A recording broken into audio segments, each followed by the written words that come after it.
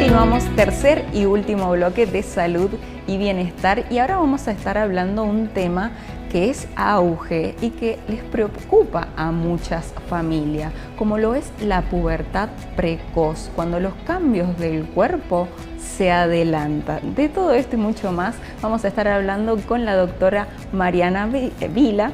Ya presenté a la otra doctora, lo especifiqué que tienen el mismo nombre y apellido, pero ella es endocrinóloga infantil. ¿Cómo está, Mariana? Hola, muy bien, muchas gracias. Gracias por la invitación. Un gusto tenerla acá con este tema que se ve mucho hoy en día. Contanos, doctora, ¿qué es la pubertad precoz? En realidad la pubertad por sí es los cambios físicos que tiene los niños para llegar a la talla adulta, llegar a su etapa de adultez. Claro.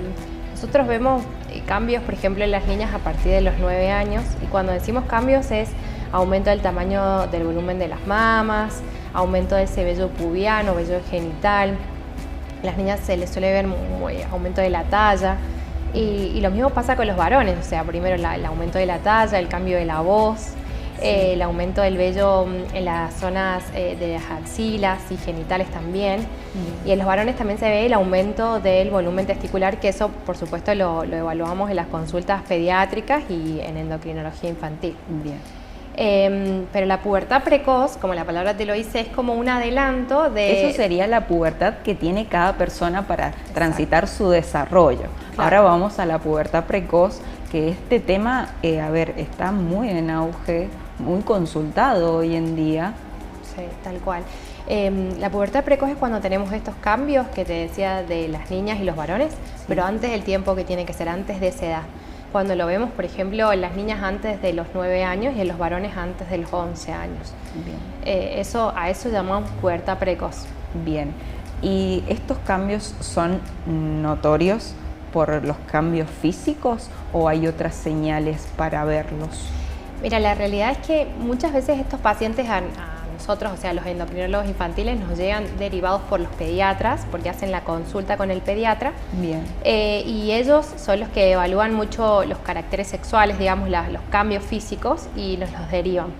Pero a veces tenemos consultas de padres que sí, directamente ellos ven, no sé, en las niñas el aumento del tamaño de las mamas es algo que es muy característico. Bien. Empiezan a pedir usar corpiños, les duelen los pechos. Bien. Y también mucho el cambio de humor. O sea, se encuentran con niños de 7, 8 años, niñas de 7, 8 años súper rebeldes, enojadas, claro, con agresividad, pero es porque los cambios hormonales que esto lleva. Entonces, por eso, esos son como los principales síntomas de una consulta. ¿Y cuál es el mecanismo para,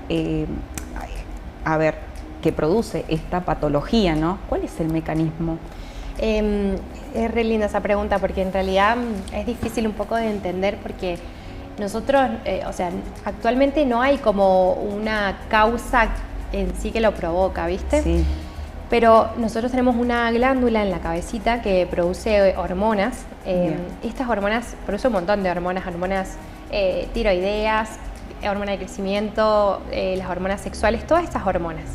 Y en el caso de las hormonas sexuales hay una hiperproducción de estas hormonas. Hay una producción de LH, FSH, estradiol, que son las hormonas sexuales características en gran demanda, y esto lleva a aumento del tamaño de los huesos, por eso crecen mucho, a aumento del tamaño del útero y del ovario en las niñas.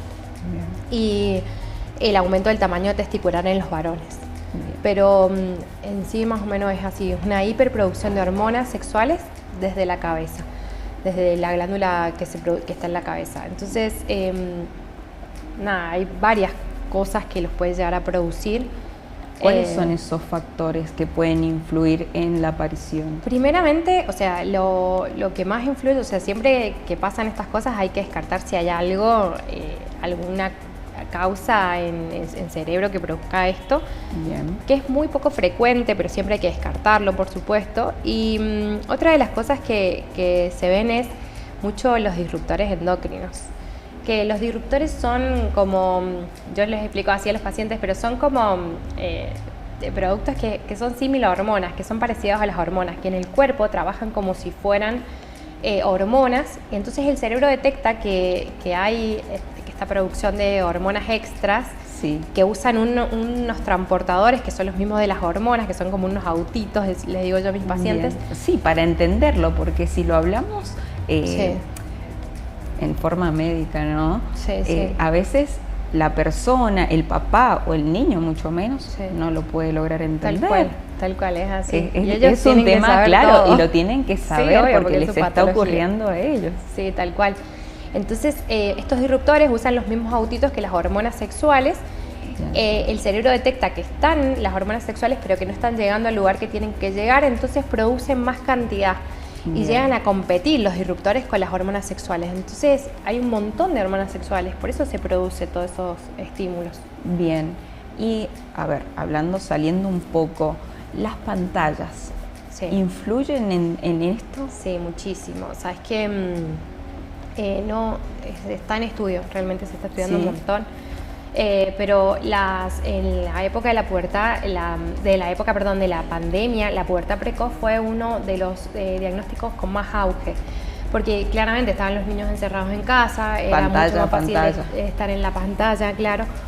Entonces eso como que se vio que estimula mucho unas neuronas, de la cabeza que estimulan también a la producción de hormonas sexuales. Todavía, como te digo, todavía muy en auge, no se está estudiando bien, pero sí Bien. es uno de los grandes indicadores de esta patología. Y otro indicador puede ser el sobrepeso que hay Sí. en los niños, porque últimamente hay mucha obesidad infantil también. Sí, sí.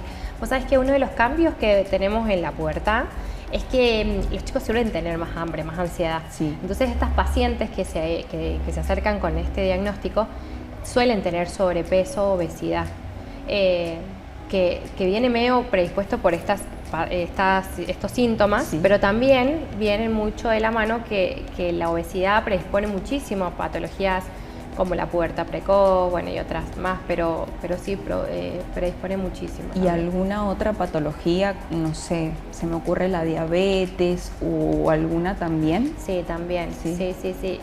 Bueno, yo no solo hago endocrinos, también Sí. hago diabetes infantil. Y la realidad que el aumento de diabetes por obesidad es altísimo.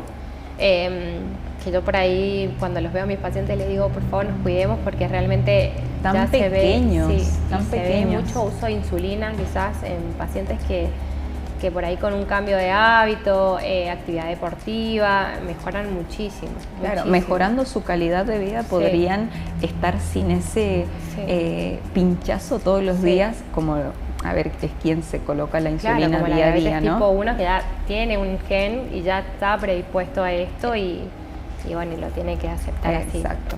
Para Sí. esta, cuando va alguien y consulta sobre el tema de la pubertad precoz, ¿existen tratamientos?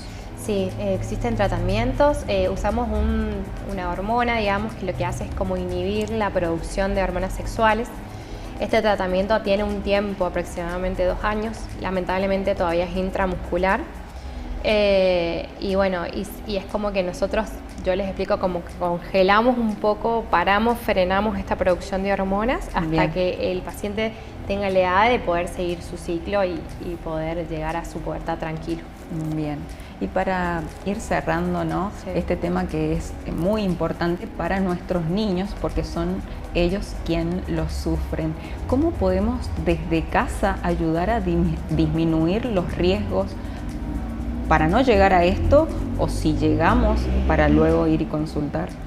Y primeramente los cambios medioambientales, o sea, lo que es nutrición, actividad deportiva, que yo siempre les digo, los chicos tienen que hacer una actividad, la que sea. Incluso a veces me pasa que, porque tengo un hijito de 5 años, me pasa Bien. que a veces no es tan deportista, Bien. pero buscar alguna actividad que salgan de casa, que no tengan que estar encerrados, no sé, viendo la tele o comiendo otras cosas porque están aburridos. Que ¿entendés? los distraiga, por Exacto. decirlo en cierto Sí, modo, ¿no? Sí, tal cual, Bien. eso primariamente. Bien. La nutrición y por supuesto es difícil y yo lo entiendo porque si me preguntas qué es disruptor endocrino, todo es disruptor endocrino. O sea, tomar agua en una botella de plástico es un disruptor endocrino. Bien.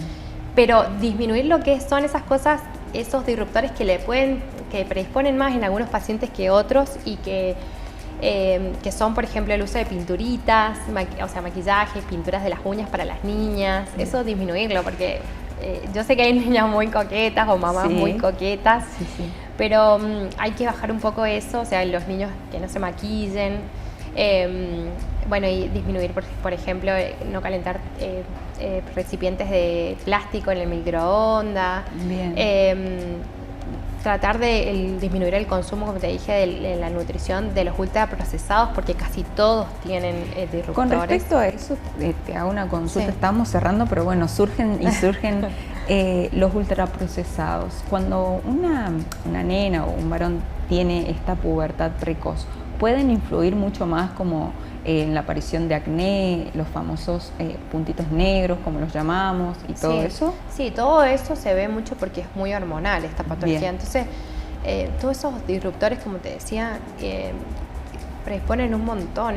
Vos disminuís y es increíble cómo bajás esos disruptores y mejoran mucho. O sea, realmente se ve el cambio. Entonces, el consumo de galletas y todas esas cosas también hay que como bajarlos un poco, ¿viste? Sé que es difícil, sé que a veces es algo que de a poquito lo vamos cambiando, pero bueno, yo creo que estamos en una sociedad que está cambiando mucho y que los niños también están adoptando también mucho de eso. Así que está mencionaste eso de, específicamente en las nenas, eso de no pintarse a tan temprana edad, las uñitas o el maquillaje, que a veces nos imitan por juego, pero a veces se hace rutina.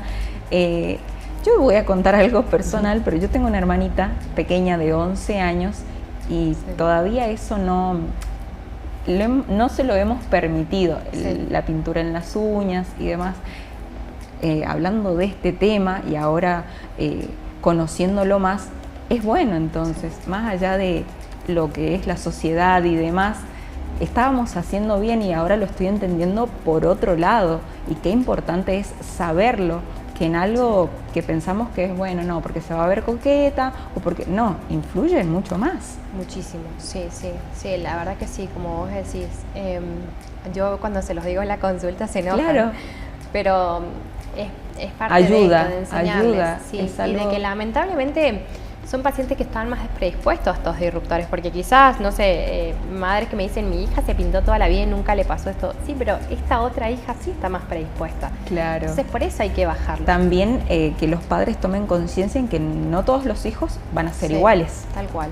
Bien. Exacto. Muchísimas gracias, Doc, por traernos este tema tan importante como lo es la pubertad precoz.